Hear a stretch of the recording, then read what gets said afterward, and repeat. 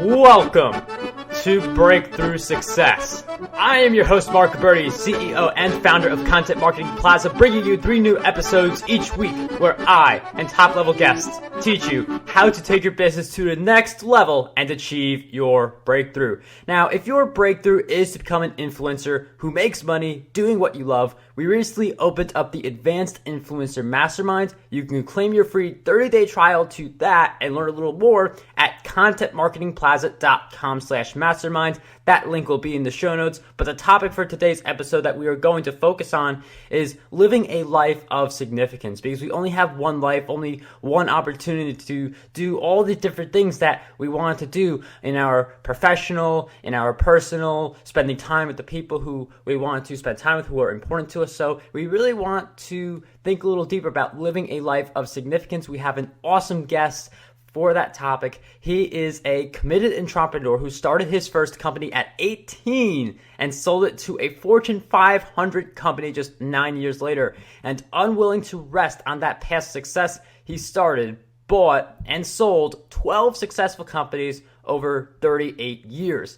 Today, he spends the majority of his time helping men grow in success and significance as president and founder of View from the Top, which is a premier life and business coaching resource. Today's guest for episode 326 of the Breakthrough Success Podcast is none other than Aaron Walker. Aaron, it is such a pleasure to have you on the show. Hey, Mark, I'm excited, man. You got me amped up with that bio and that intro. I mean, the energy that you have is contagious. So I'm fired up. Thank you for having me as your guest. Aaron, it is such a pleasure to have you on the Breakthrough Success Podcast. I look forward to taking a deep dive into what we have for you at home or in your car today. So before we really dive into this idea of living this life of significance, I'm wondering if you can give us some background into how View from the Top came to be. Yeah, thanks, Mark. I appreciate you asking that. As you've already kind of said, I don't want to make this interview necessarily about me, but just for context, I did start my first business at 18, retired at 27, thinking this was, the American dream. And it was at the time, but what I discovered is I was extremely bored and got really lazy and pretty fat. I gained 50 pounds in about 18 months. And Robin told me, you got to go back and do something else. So I go back, buy the company that I started with when I was a teenager. We took it to 4 times the size it was over about a 9-year period. And Mark, you know my story well, but when I was 40 years old, I was headed to the office one Wednesday morning. It was August 1st, 2001, and had a horrific automobile accident that included a fatality with a pedestrian.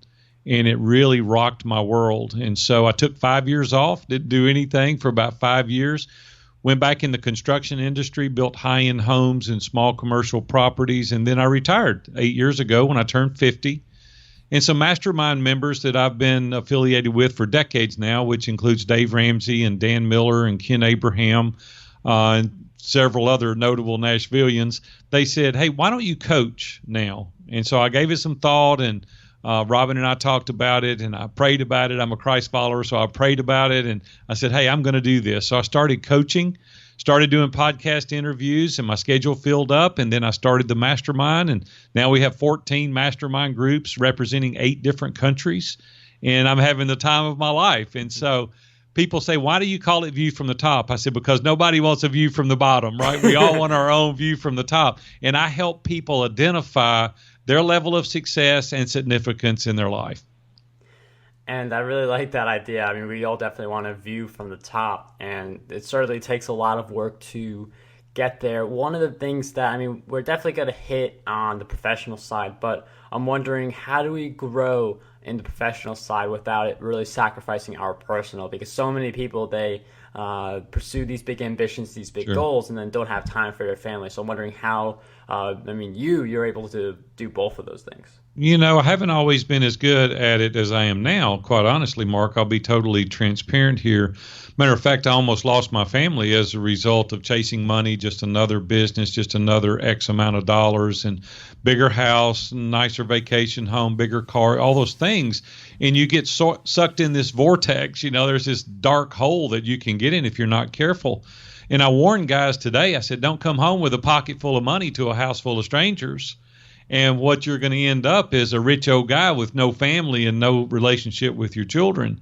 And so what we have done is to help men today and women build boundaries around their family and their occupational aspirations and say, hey, this is what I'm going to do. This is the amount of time that I'm going to allocate, and we hold them accountable to that. So I want guys to know their little boy's baseball coach and their little girl's piano teacher, and I want them to know their wife's favorite color and the restaurant that she likes to go to, and sit at home on the couch at night and talk with your spouse and have a great conversation. Be present when you're present. And oftentimes guys are like, they get home, eat dinner, kiss the kids goodnight, and they go right back to work.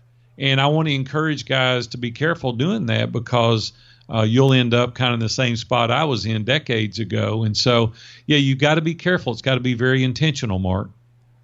Yeah, I definitely agree about being very conscious of the time you spend, because some people say they're spending time with their family, but they're like in the same room, but they're like flipping through their smartphone or something like that. So you definitely want to know when to go all in on the professional and all in on the personal. And this life of significance, I feel like part of it is really following our true calling.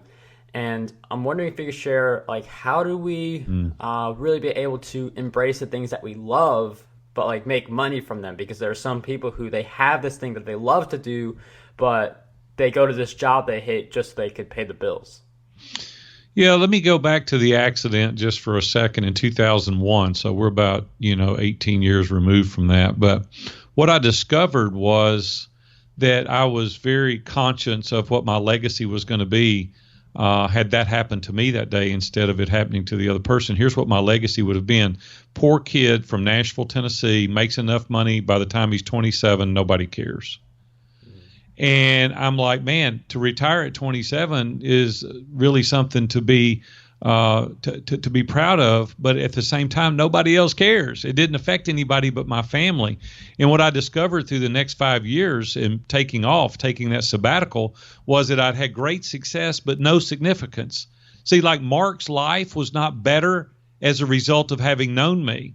And it was always transactional. It was always, what can I get out of this deal? The relationships that you can give me.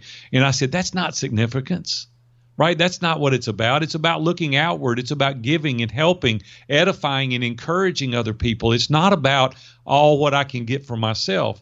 Because when we hold our cards close to our vest and we don't share and we don't teach and we don't mentor, we don't lift each other up, we don't show that sense of encouragement and empowerment, nobody really wants to be around you at the end of the day. And what I've discovered over these past 18 years is the more we share, have the abundance mindset, take people down the path that helps them accomplish their goals and dreams. And when you do that, that natural reciprocity comes back 10x. Now people want to be around you. They want to introduce other people to you. And here's what's funny, Mark, is because we've taken this approach 18 years ago, we're hugely successful in our significant arena, but financially we're twice as successful as we've ever been. Isn't it amazing when we do it right, we can be successful in both arenas? And I really like this idea of giving to other people, because you do want to, as Aaron mentioned, leave that legacy behind, because he had an idea of what his legacy was. I mean, it's cool to retire as early as Aaron did and be able to sell your company to a Fortune 500. But what is the legacy that you want to leave behind? That is something a lot deeper. I like the giving idea that Aaron mentioned. I'm wondering if you could share how we can get better at giving, because I feel like some people, they, as you mentioned, they want to keep all their cards close and not share their best insights. You hear this expression a lot, like, don't give the whole farm away. So I'm wondering if you could share this. How can we get better at giving? Well, first of all, we've got to be very grateful. A friend of mine, Seth Bueckley, wrote a book called Ambition, and it's called, the tagline is Leading with Gratitude. First of all, we've got to be very thankful for what we have. And when you're in a state of gratitude, it's a lot easier to give. Mark, we even do this little exercise on Black Friday every year. I take my grandchildren and we go do things for other people. We spend the entire day buying meals anonymously at restaurants. This past year, we told the waitress, bring us all the checks in the restaurant. We're going to buy meals for everybody. We go to the nursing home and give out candy and cookies, and they color pictures for them, the kids do, and then we go to the hospital and give out presents. A lot of people say, well, yeah, Big A, if I had your money, I would do that too. Listen, if you are not doing it today, you wouldn't do it then, no matter how much money you have, because money doesn't change the heart. It magnifies what's already there. And I want to encourage you today to do it on the level that you can do it. Like, go give the cookies out or just spend time with them. You don't have to do fancy things. You don't have to give away a lot financially. Give your time. That's a lot harder, Mark, and you know well as I do. It's a lot easier to write a check than it is to give your time. And we all have time that we can go out and do that. So first and foremost, we've got to be leading with a grateful heart. First and foremost. Second of all, you've got to decide in your life what you really want. And I help people accomplish that. There's a document, and if you'll go to viewfromthetop.com, I'll give it to you. But you go and download it. It's called What Do I Want? We've got to get really clear on what it is that we want in our life. There's another document there called a personal assessment, and you really dive deep into yourself. We've got to be very aware of ourselves, and we've got to start thinking about the relationships that we have and the content that we're putting out and why we're doing that. And there's a wealth of information in these two documents that you can really understand yourself better. And then you get around other people that are generous. If you're hanging out with people that are not generous, and Jim Rohn says we're the average of the 5 that we hang out with the most, you want to get around other people that can coach you and encourage you and nurture you into having this mindset. Carol Dweck talks about it in her book, Mindset. You've got to have that growth mindset in order to fully be aware of the value of giving away and to reaching out and to helping other people. And I like what you said about the money, where, I mean, people think that when they make money, they'll suddenly change. But it just, as previously mentioned, it just magnifies who you already are. It magnifies what you're going to do already that you currently do with your money. So I would definitely think about finding some way to give, whether it's your time or a little bit of your money, to some worthy cause. And I mean, that's how we get the whole idea of a legacy. It's not just about what do I do. It's not just about, oh, like I have this really successful business. It's about how you're helping people to achieve their goals. And that is something that Aaron definitely does with his Iron Sharpens Iron Mastermind group. I'm wondering if you could share with us how we can make this monetized. I mean, I just mentioned your mastermind. I know that's certainly a way where we can give, but also make money. And it's the money part is important because you need more money to spread your message and reach more people. So I'm wondering how we can monetize that. Well, here's the thing first, and I want to say this in light of our conversation. I like to make money. There's nothing evil about money. I want to make more money, but I don't want money to be my God. I don't want it to be the only reason that I'm doing what I'm doing, because if it is, you're going to flame out. I mean, you'll get tired. That motivation is an exhaustible resource, and eventually you'll tire out, and you'll realize that when you got a little bit more money, it didn't scratch the itch like you thought it was anyway. What we've got to have is purpose. There's got to be a reason that we do everything that we do. Every day, Mark, when I go to bed, like, I'm tired. I mean, I'm squeezed every drop out of the towel. I can't talk oftentimes because I do interviews a lot. And I go home at night and I'm like, dang, I'm tired. I mean, I've coached all these guys. I've left these mastermind groups. I've done all these things today and I'm like tired, but I'm motivated because I get to do it again tomorrow. So I'm thinking, how can I add value? What can I do? See, we got to stop trying to make the sale. We got to start thinking, how can you add value to your clients? What are other things that I can do to lift them up and encourage them and give them the resources and the relationships that they need? See, that's giving.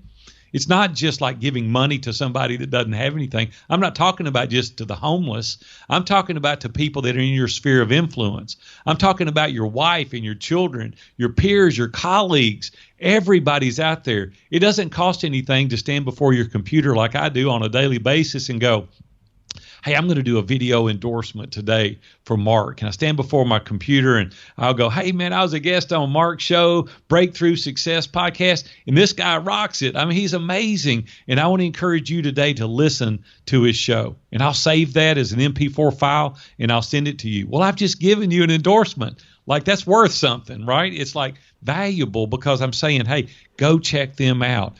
Handwritten notes, we do it all the time. We buy gifts for people and send it to them and just say, hey, thanks, man, for what you're doing. If it wasn't for you, I couldn't do what I do. And you got to acknowledge people. One of my VAs contacted me this morning. They said, oh, Mr. Avery, I'm sorry I made a mistake. I said, listen, I'm the king of making mistakes.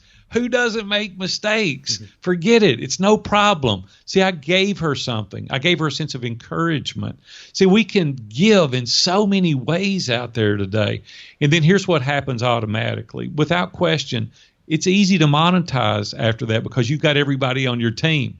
Your team that works for you is for you because you're giving and you're encouraging them. The people that you're around are wanting to send you other avatars that you're looking for, or people that do interviews or buy your product or your widget or your service, because like I'm giving these endorsements to you. I get on LinkedIn. I do endorsements on there all the time. I'll take my phone and I'll throw it up and I'll just do an endorsement or a word of encouragement for somebody. I do this every single day. You got to make it habitual. It's got to be part of who you are every day. And then you become that person that brings light to the room, and people will, I want to be around this guy. I want to hang out with him. I want to be involved in his mastermind or his coaching because he is giving and sharing. And then you look up one day and you go, dang, where did this money come from? It's like, it is not hard. What we are doing, though, is we're trying to make the sale. We're just trying to do the least that we can do in order to close the deal to get our hands on that money.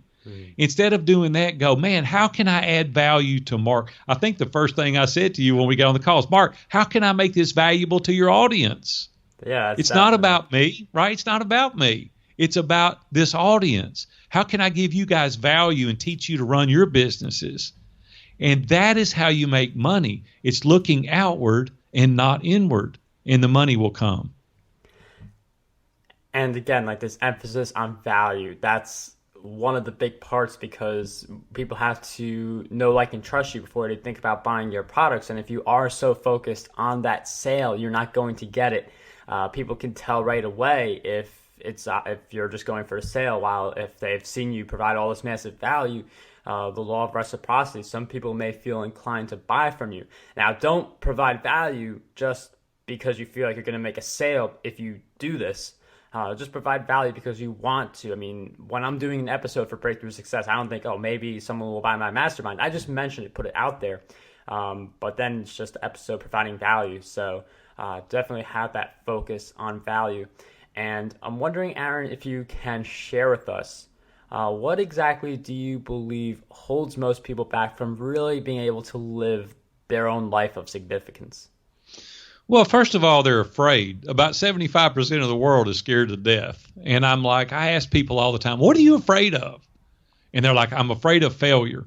Well, see, it's your terminology. First of all, I don't believe in failure. And you're like, oh, come on, man. What do you mean? Well, I either believe you succeed or you learn. And it's like, hey, that didn't work out the way I wanted it to, so I won't do it again. And I'll double down on the things that did work. And it's the way you look at life.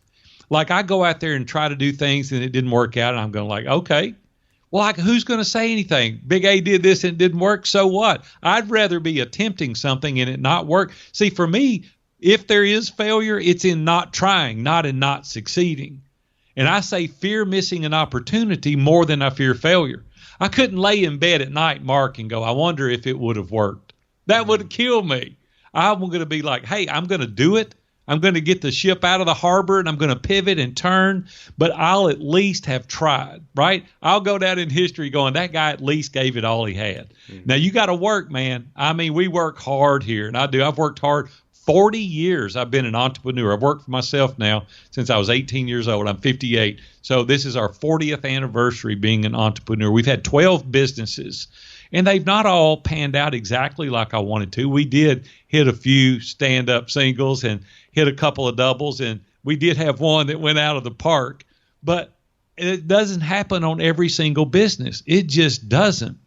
And I want you every single day, man, to get up, have a plan. It's got to be written too. Did y'all hear what I said? You got to write it down. It's just a dream unless it's written down. Now we've got a goal. And then you got to implement the strategy. We do the Brian Moran 12-week year, and it is unbelievable. And you focus on the task, and I know every day what I've got to do. And you focus on that task, the goal will take care of itself. But where we get in trouble is we procrastinate. Oh, I'll do it tomorrow. I'll do it next week. I'll get around to that in 6 months. Procrastination is our biggest enemy. Man, we got to make every moment count, and we got to focus on that task every day. I've done over 1,000 podcast interviews in the past 48 months, and people say, Big A, why? Because I love to do it. I love to share. I said I was going to do it. I do 4 Facebook Lives every week, and they go, man, don't you get tired? Yeah, I get tired. I don't want to do half of them. But I'm like, it works, and I got to do it. Write 2 or 3 blogs a week. We've done that for years and years and years, and people say, man, that's a lot of work. Yeah, but you know what happens? Success happens on the other side of that. So consistency, man, is our best tool. Relationships, number one. You got to be building relationships every single day. And when you get in the mindset of building relationships, producing content, doing it consistently, reaching out, serving others every single day, you wake up one day and you go, man, where did all this come from? It's because I'm constantly thinking about adding value. And there's nobody listening to my voice right now that can't do exactly what I did. I don't have a college education. I didn't have any money. I was broker and a convict when I started.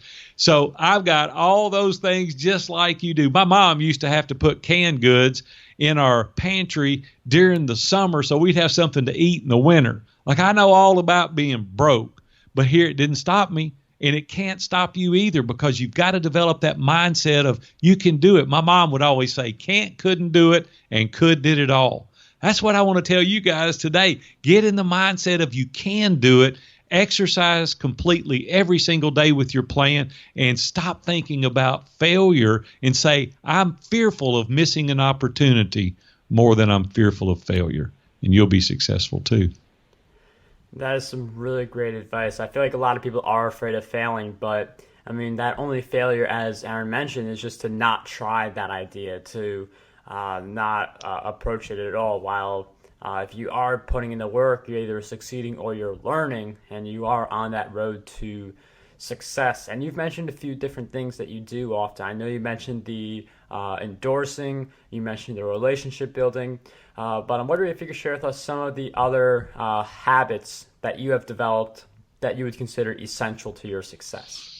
Well, Mark, first of all, a lot of you guys would consider me a boring person. You're like, man, I am so regimented. I mean, if you hung out with me for a week, you'd be going, oh my gosh. I mean, every single day, I'm very regimented, very methodical, but the guys that I've been around my whole business career are the same way. Dave Ramsey asked me to be in his mastermind group, decades ago. And so we met in his office for 10 or 12 years every Wednesday morning, same 10 guys. And we did life together and encouragement. I mean, read books every single month. I've read hundreds, probably thousands of books by this time, but I do it every day. And when I get up now, my day starts out, I'm a Christ follower by faith. And so I get up in the mornings and I meditate and I have prayer and I do Bible memory and scripture reading and praise and worship time, get myself centered, get focused. And then I start thinking about the things that I'm going to tackle that very day. And I go out and accomplish the big things first. And I do these phone calls, texting, video endorsements, LinkedIn endorsements on Facebook. I do the Facebook Lives. I do this stuff to give. I believe in the Gary Vaynerchuk, the jab, jab, jab, right hook, but mine is the jab, jab, jab, jab, jab, right hook. It's like give and give and give. And people are going to be, why are you doing this? You want to give away a big portion of what you have for value. So people go, man, how can I not be involved in his mastermind? I mean, he just keeps giving stuff away, all this content, these relationships, these connections. And how in the world can I not be involved in that? And then you come together with 10 guys in a mastermind. You do life together. You travel together. You build businesses together. You give that accountability. You continue to read those books. We do 2 meetups a year in Nashville. On top of that, I pay for all that. The mastermind meetups here, I pay for. It comes out of your dues. You don't even have to pay for that. And it's just constant giving. And then people start sharing organically about what you're doing because you're giving away so much value. And then their life gets better as a result of it. And then they start picking up those challenges that you've put out there, and they start seeing it affect their lives. And see, it's just a trickle effect. It's a ripple. You throw a rock in the lake and the ripple effect. You have no idea the amount of people that you're affecting. Because I had a guy call me, Mark, you'll like this. I had a guy call me and he said, hey, I want to join your mastermind. I said, okay, cool. He goes, but I'm going to tell you the truth because I'm a man of character. And I said, okay, what is it? He said, the only reason I want to join is because I want to coach and I want to lead masterminds just like you're doing. And he said, I just felt like I needed to tell you. And I said, praise the Lord. Come on, man. I'll teach you everything I know. And he said, you got to be kidding. I said, do you realize there's 7 billion people on the planet? I mean, there are so many people that you can help in your sphere of influence. I don't even know the people that you know. So we taught him our systems and processes and showed him exactly what to do. And he was with us for a number of years. He was our biggest advocate. He was a champion for us. He was like shouting from the mountaintops who we were, because I said, hey, listen, there's plenty out there for everybody. I don't have a scarcity mindset. I have an abundance mindset. And the more you have an abundance mindset and share and show. Here's the thing. Let me tell you another example. We did this in the construction industry. Instead of fighting with all the guys that was in our community, we formed an alliance called the Master Custom Builder Council. The 10 top contractors in Nashville, Tennessee, we got together, guys that I was competing with on a daily basis. We formed an alliance, an official alliance. I mean, we formed an LLC, started getting together every single month, sharing best business practices. We started sharing vendors. We started sharing subcontractors. We started going on vacation together. We would build parade houses and then take the money and donate it to charity. Everybody's business increased as a result of it because of the strength that we were buying 10 builders instead of one. The last year I was in construction, listen to this, Mark, we did $115 million. Wow. Collectively in business as a result of joining forces. And you're like, I'm not going to do that. I'm not going to give away the secret sauce. Well, you don't really understand how to run a big business if that's your mindset. When you get together and you start building that camaraderie and that relationship, and you start building a culture of I'm going to teach you and help you and share, you get more ideas. They then help you. It is just amazing. And we've done our whole career that way. In my retail business, we did the same thing. So you can't say it doesn't work. I'm living proof. I've been doing this 40 years, and we've had a measure of success. But here's the problem, Mark. We have this mindset. Don't tell anybody anything. Hide the secret sauce. Crush your opponent. Don't help that guy. And I'm like, no, man, we had a guy recently got in our group with that mindset. First thing out of his mouth, he was in a marketing business. He said, I'm going to crush my opponent. So I started coaching him one-on-one. A year later, he was going, man, I'd never dreamed that you could do business like this. His business is blowing through the roof now because he's calling people saying, hey, I'm going to help you. And they're like, what? Who are you? He's like, no, man, seriously, I understand. I know where you're at. I can help you. Now they're sending him customers and clients. Guys, it's just so much more enjoyable to do business the way I'm talking about rather than having that vindictive spirit where you want to crush and kill and hide. I don't want to do that. I'm like, come on, man. Let's get together, lock arms, and help each other. And that business definitely sounds a lot better than the one you described earlier with that example of one of your clients. And I mean, I really find it interesting, this idea of working together. I mean, I do this with some of my joint ventures. I've helped other people with theirs. They've helped me with mine. So I definitely see the power of that. But you mentioned like getting together with these incredible people, like the top contractors, and then having that successful construction. You mentioned Dave Ramsey also. I'm sure a lot of people love to have someone like him in their mastermind. So for people who are on board with the idea but don't know where to find the right people to collaborate with, what is your advice for them? This is always my favorite question, and I love to tackle this question when you just said, and you set it up. You like pitched me a softball, Mark. I'm just telling you, I'm fixing to knock it out of the park. Dave Ramsey gave me advertising to try him when I met him. He was on one radio station in Nashville, Tennessee. He was the salesperson calling on me at my retail outlet, and I wouldn't buy advertising, and he gave it to me. This is in the early 90s. Dave Ramsey was just like anybody else that you know at that time. Ken Abraham, another guy in the group, today he's got 95 books to his credit. He's written Payne Stewart's book, Lisa Beamer, Let's Roll, Viente Fox, John Ashcroft. I mean, you name it, and he's Joel Osteen. He's written all their books, but he wasn't that guy then. Jeff Mosley owns I&O Records, one of the big record companies here. Not then. Dan Miller was just starting 48 Days to the Work You Love, but not then. He was just a normal guy. See, but when you put these collective minds together in a mastermind group. When you do, it's like Napoleon Hill said, it's the coordination of knowledge and effort between two or more people for the attainment of a defined purpose. So when you have that definite purpose in mind and you put these people together, all the people that I just mentioned are successful today as a result of that. So yeah, who wouldn't want Dave Ramsey in their mastermind group? But my point is it wasn't who he was then. And you guys just need to get in a group and stay in a group, have that constant accountability, people challenging you, having trusted advisors that are non-biased, that come together weekly.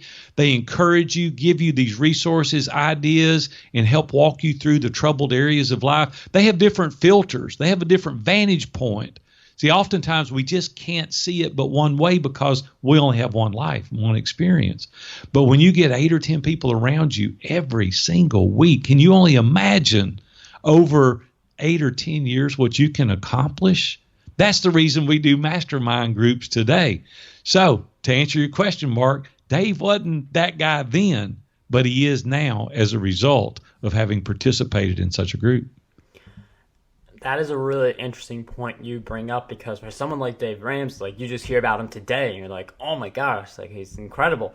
But obviously for anyone, it takes a while to get to where you want to go. I mean, for a podcast, for instance, like Breakthrough Success, not that I'm making that comparison, but it's one thing when you have one episode and something else when you have all these other episodes. So it's certainly, you don't start at that level. And when people first hear about it, they think, wow, how can I do that?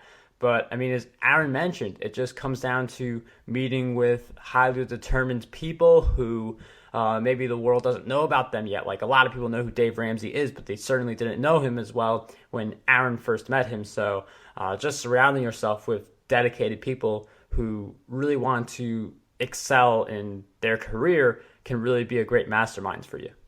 Yeah, Dave's been an overnight success. It just took him 27 years. Yeah. That's what we've all got to do. Listen, guys, you got to be consistent. If you want to be successful, you start being consistent, sticking to what you say you're going to do day in and day out until you build that critical mass, and you too can be successful. I definitely agree on that. And success is definitely something that takes a long period of time. It's not something that happens automatically. As you mentioned, overnight success, that took 20 years. I'm sure anyone who's had a, quote, overnight success can vouch for something very similar happening to them. And I think one of the things that really gets you to success is self-education. And with that in mind, I know we've covered a few books already. We've covered Ambition and the 12-week year, but I'm wondering if you could share with us one other book that you think would have a positive impact on us. The Talent Code, I just finished that, and that is an outstanding read, and it really helps you understand what deep practice is about. And if you can narrow your focus, in Essentialism, Greg McEwen talks about it a lot. He said, we need to be an inch wide and a mile deep. But the problem is most people are an inch deep and a mile wide.